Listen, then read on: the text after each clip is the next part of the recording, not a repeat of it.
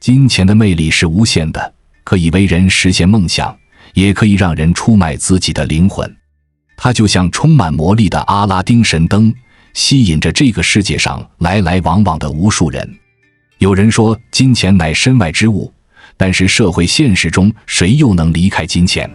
金钱作为资粮，每个人都需要它，都希望自己有更多的金钱，让自己变得更富有。时间考验了人心，见证了人性。时间就是一把尺，量人、量心、量距离；人心就是一杆秤，称轻、称重、称真情；人性就是一面镜，照你、照我、照现实。表里如一的人，时间会给你褒奖；虚情假意的人，时间会将你拆穿。假面很美，但保质期太短。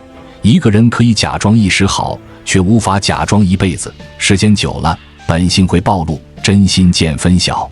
人心的真假，时间会为你验证，而人性的真假，便需要金钱的参与。金钱是关系的照妖镜，也是人性的试金石。有些人可以一起经历风雨，却逃不过金钱名利的诱惑。一个人不缺钱用，便不会知道谁会帮你。虽说谈钱伤感情，但金钱却是验证感情的最有效工具。人性的冷暖，金钱能验证。人性本就如此现实，有钱之日，朋友遍布各处，落魄之时，就交臂而远之。所以人只要穷一次，人性立见分晓。认清人性的本来，韩非子说：人不贵，则鱼不寿；人不死，则官不卖。情非憎人，利在人之死也。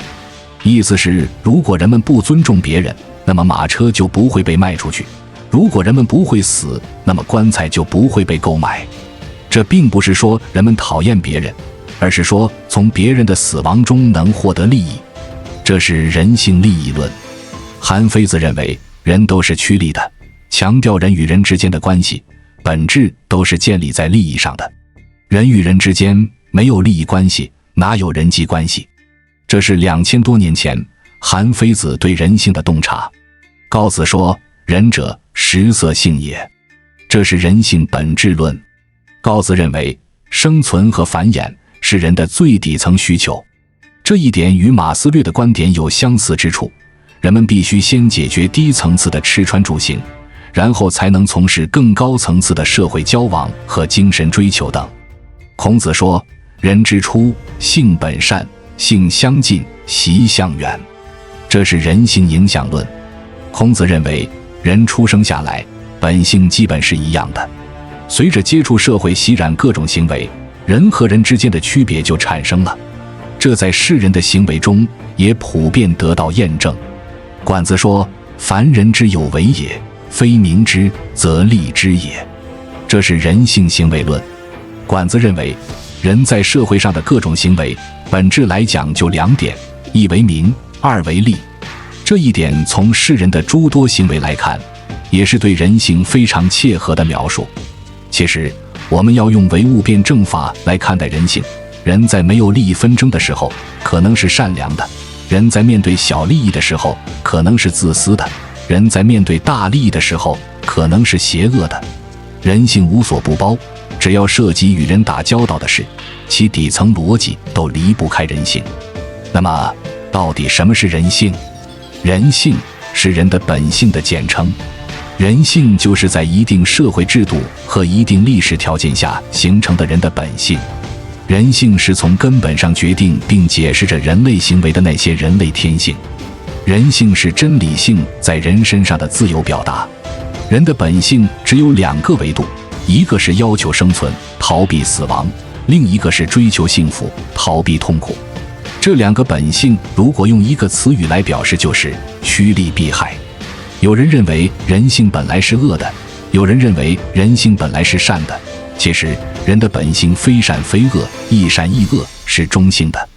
应当承认人性在本来深处的自私。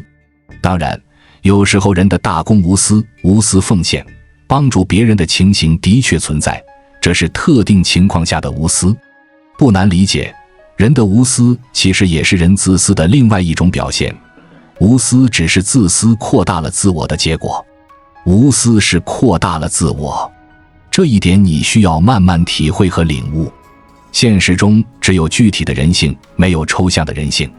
人性是最丰富多彩的，人真是奇怪的动物，高尚的时候那么高尚，卑鄙的时候却又那么不讲道理。看透了人性，也就更加深刻地认识了自己所处的社会环境。只要有一个人生，总得活得清醒一点，自觉一点，走的时候也就更坦然一点。人性是最有趣的书，你一生一世也看不完。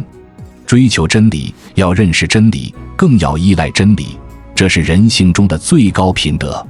人类是群居动物，个体生存和群体繁衍有复杂关系。人类为确保群体和个体的生存，形成了道德规范，如感恩和宽容，这有助于群体协作。人性是追求生存的本能，但不受约束的人性会造成伤害。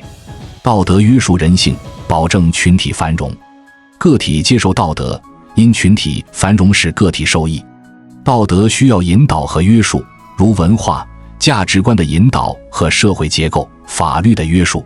法律是道德的子集，它设定了最底线，限制了恶行。人们在保证下限的基础上，努力追求上限，这就是以道德和法律为底线的管理模型。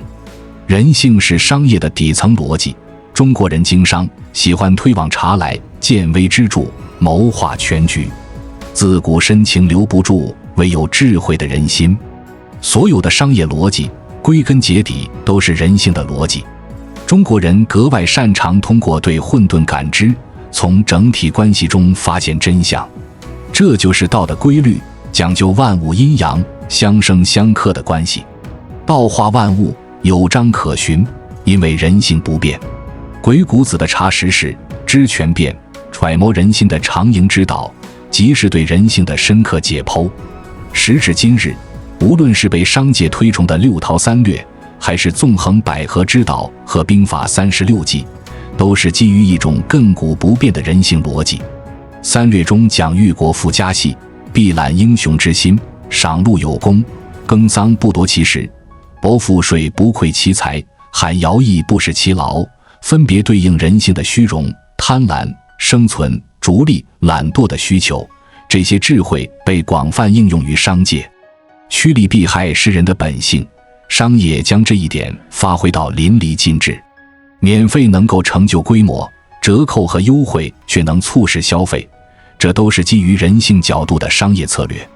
人们往往对轻易得到的东西不加珍惜，这种消费心理我们称之为效用理论，即消费者从商品和服务的消费中所获得的满足感，越是稀缺便越容易得到满足，这就是饥饿营销。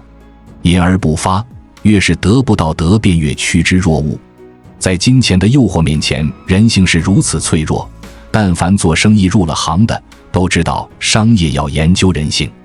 生存、情色、贪婪、逐利、虚荣、恐惧、从众、利他等，这一系列基于人性的商业操作，在商言商，不涉道德。商业经营总结起来即为知人欲、顺人心、理人事，仅此而已。理解这些东西，你才能更深刻地理解人性，理解商业。商业尽头是人性，了解人性就是懂得与人合作。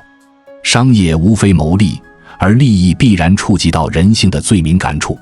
我们终其一生，不过是行走于人性之中，知道人性的敏感点，就能够避过人性的暗坑，让我们的亲情友情愈加牢固，让我们的合作关系始终充满前景。如果我们对人性缺乏足够了解，就会想当然地陷入人性陷阱。这个道理说出来，似乎人人都懂得，但懂得与掌握技巧并不是一个概念。只是在感性上懂得的人，处理事情上分寸拿捏难免有不到位之处，然人心为微，触及人性由善转恶，往往不过是一线之间，不过是瞬刻刹那。这就使我们万不可掉以轻心，我们要多读多学多思考多实践。人性就是人与人之间关系的拿捏，也许你是别人眼里的草，但你一定是自己的宝。作为一个男人，要活出担当；作为一个女人，要活出责任。男人累了，那是因为背后没有助推的女人；女人累了，那是因为没有拉车的男人；父母累了，那是因为没有了能担当的儿女；孩子累了，那是因为没有了该像个家的家。别觉得自己活得苦，活得累，活得委屈，其实每个人活得都不容易，只不过别人的难处，别人的辛苦，你没有看到罢了。你无需看别人的眼神，只需走自己的路，不要在别人的眼光里找快乐，否则永远悲哀；不要在别人的嘴巴里找尊严，否则永远卑微。太在意别人的看法，最后只有2种结局，要么自己被累死，要么让别人整死。人性都是自私的，但是应有度。如何维系人与人之间的关系？既要记住别对一个人太好，也要记住保持适当的距离和分寸感。贪者欲望无尽头，蛇不知道自己有毒，人不知道自己有错。人性复杂，1粒米养个恩人，1斗米养个仇人。忘恩负义的人不少，但我们依然要选择善良，才能得到善报。大部分读过的书最后都会忘掉，那阅读的意义何在？最好的回答便是，小的时候你吃了很多东西，其中的大部分你已记不清是什么，但你一定知道它们已经成了你现在的骨和肉。读书也是这个道理。其实我们读的那些书，在容颜中，在气质里，在谈吐上，在胸襟的无涯，在生活的点滴里。人始终要学会为自己着想，虽然不可有害人之心，但不能没有防人之举。因为人性善恶，学会保护自己才是真。人生最大的天敌是懒惰和享乐，贪图安逸，容易丧失斗志。活着，不要忘记自己奋斗的初心；活着，不要忘记最初的梦想。你得走在一条自己想走的路上，并且始终保持前行的能力。与贵者言，依于势；与富者言，依于高；与贫者言，依于利；与愚者言，依于锐。接下来，我们将通过鬼谷子的视角，系统阐述如何通过撬动不同的财富圈层，实现自我财富的跃升。按照金字塔模型，赚钱的圈层分为上层、中层和下层。针对不同的圈层，所用的赚钱套路就有所不同。对症下药，才能把药变成钞票。要赚钱，先理解钱的本质规律。在鬼谷子看来，钱是什么？钱就是物。如何操纵物？很简单，用嘴巴。你想赚人家口袋里的钱，说话吗？说服他，他就把钱乖乖的双手奉上。钱是何物？钱就是水，现金流。钱是流动的水。要赚钱，就要理解钱流动的规律。与自然界水往低处流的规律相反，钱往高处流，也就是流向上层。所以全世界的钱，5%的人就掌控了95%的财富。理解了钱的流动规律，你就知道怎么赚钱了。没错，让自己站得更高。你站的位置越高，周围的钱就越多。如何让自己站得更高？先明白什么是高。高就是钱流向的地方，就叫高。所以首先要明白钱在不同的时期它的流向。怎么整明白呢？2个方法。第一个方法，看增量财富的增长方向。每一次技术革命的出现，都会带来巨大的增量财富，因为技术是高地，钱往高处流。蒸汽机、电灯、互联网，这些都是技术高峰。技术被人引领，人被需求和欲望引领。看钱的流向高地，本质就看人的需求与欲望。一个需求被满足，欲望的魔鬼就会凭空制造出新的更刺激的需求。钱的增量空间时刻都有，只是分全局与局部。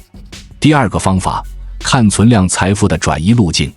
当时代的变革有所放缓，财富的增量空间就会缩小，甚至趋于稳定。这时想要赚钱，就要深刻洞察钱的转移路径。钱会在上中下层不断的流动，流动路径中的每个节点所能分配到的财富是不一样的。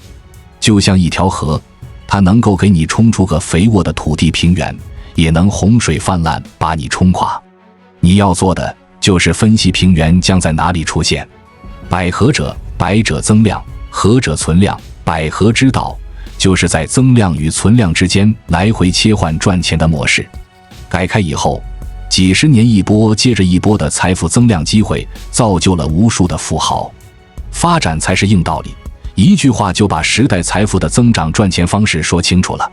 面对巨大的洪流，谁胆子大，谁敢往上冲，谁就能揽住巨额财富。当时大家都是一穷二白，现在呢，富者更富，穷者更穷，因为阶层已经形成固化，资源都集中流向上层，被固化起来。所以现在的时代口号是什么？幸福都是奋斗出来的。什么是奋斗？自己体会一下，既要奋也要斗，不然何来幸福？从宏观来讲，现在是财富存量的结构，看钱往哪个地方流，就看资本在玩什么。资本看好的赛道，不用犹豫，第一时间往上冲，速度决定高度，跑得快才能冲破阶层的天花板。在下一个时代的技术革命出来之前，我们想要赚钱，就只有一条路，掠夺，在钱的流动赛道上自己挖一个口子，让一部分钱流向我们的口袋。开篇我们说了，钱是物，物被人操控，人被什么操控？欲望。欲望的顶峰是什么？权力。拥有权力就能获得对这个世界货物的支配权，我想怎么分就怎么分。权力的拥有者是谁？上层。谁有分配权？谁有话语权？谁说了算？上层。所以钱永远往上流，这就是真实而残忍的规律。所以在上中下三层中，不同阶层的人，他们所要获取财富，想要赚钱的方式就有所不同，但其本质都相同。这个本质就是高为碾压低为，强者收割弱者，大者吸聚小者。针对上中下三个阶层的人，下面我们从鬼谷子的思想角度来分析讲解不同的阶层的人该如何使用赚钱的套路策略。二、赚下层人钱的套路方式。与贫者言，依于利；与愚者言，依于锐；与贫者言，依于利；与愚者言，依于锐。这句话出自鬼谷子。用现代的话，从赚钱的通俗的角度来解释这句话，就是与贫者言，依于利。想要套路收割贫者，就要跟他说利，也就是赚钱的机会。因为贫者都想变富，极度想赚钱，所以针对这群人，要卖给他们赚钱的机会。与愚者言，依于锐。想要套路收割笨蛋，就要给他洗脑，颠覆他原有的认知，用智慧的火花去碾压他。因为笨人都想要提高认知，变得更聪明。所以如果你想要赚这群人的钱，就要不断提升自己的认知高度，用高维碾压低维，利用认知差来赚钱。最好是制造各种先进的概念来洗脑颠覆，这样动动嘴皮子就能让他把钱从他的口袋放进你的口袋。举两个例子：一、暴力致富概念行业，针对贫者想赚钱变富的，用什么套路？暴利的赚钱机会，最好是不劳而获一夜暴富那种。所以数字币、区块链等概念一出，便能如疾风暴一般席卷收割贫者几十年积累下来的财富。你图的是人家的利息，人家图的是你的本金。天下真的有掉馅饼的事，即使这个概率无限接近于零，只要你不断重复地说，就能把概率急速拉升至100个点值。真相不是根本，关键是有人相信，这才是致命的。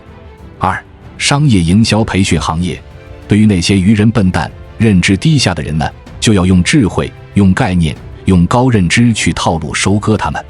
于是各种各样的营销课、销售课一股脑的冒出来。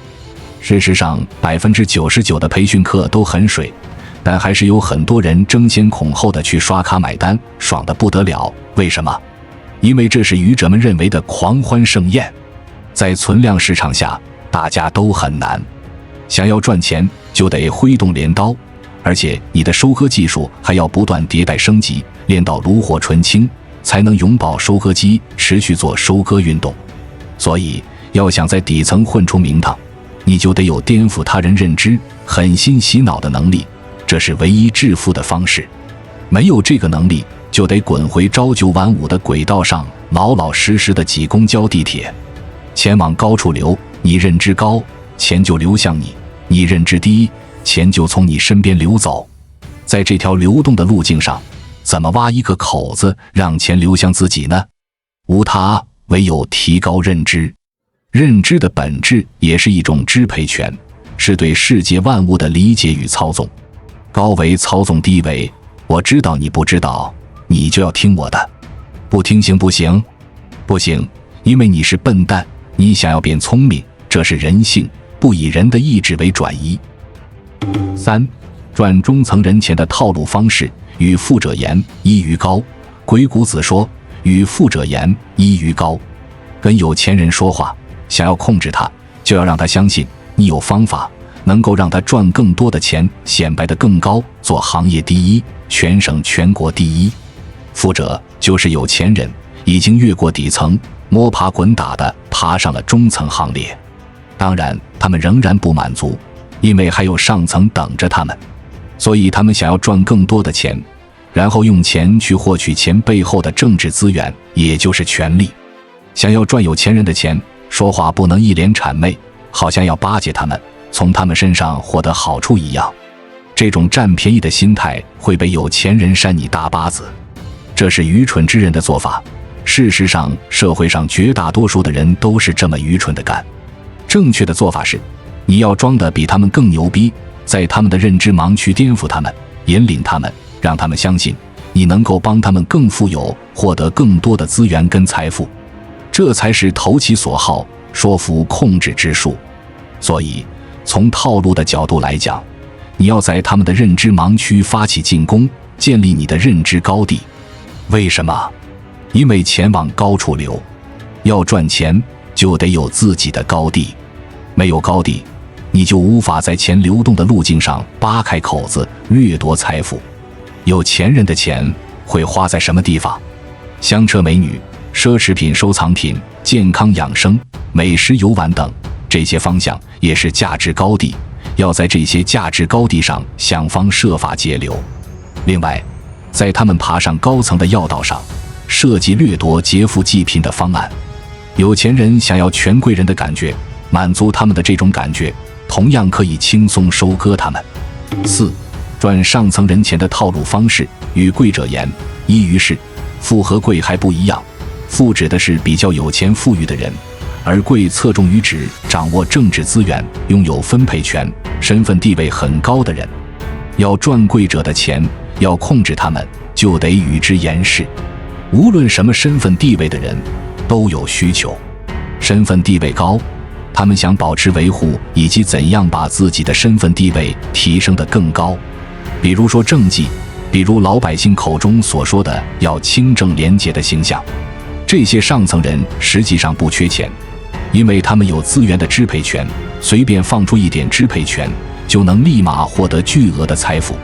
他们赚钱只需要动动口即可，他们用钱、用资源、用权利用说话赚钱，是要利用天下大势和他分析社会形势，怎么做才能进一步提升他的身份地位。在古代，这是谋士和军师要做的事。谋士是智力碾压，谋士的高地是智力，是谋略能力。